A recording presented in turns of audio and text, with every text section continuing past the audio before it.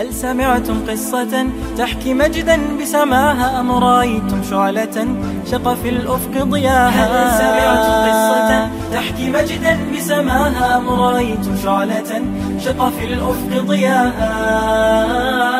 هم نجوم سطروا أحلى المعاني وبروج شيدوا الهمة فاني.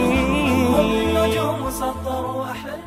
بسم الله الرحمن الرحيم. الحمد لله رب العالمين والصلاة والسلام على أشرف المرسلين سيدنا وسيد العالمين محمد وعلى آله وأصحابه أجمعين. أما بعد السلام عليكم ورحمة الله وبركاته.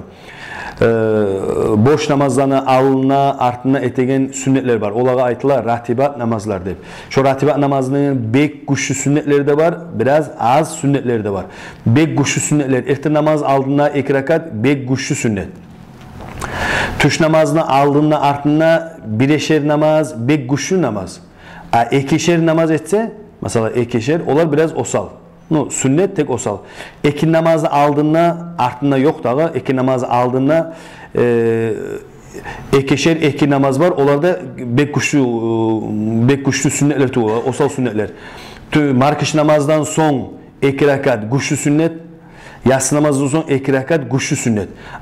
Başka namazda biraz başkaları osal sünnetler.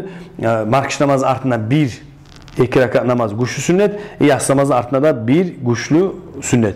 Kalgan ikincisi ise o sünnet tek osal sünnetlerden. Esselamu Aleyküm ve Rahmetullahi ve Berekatuhu.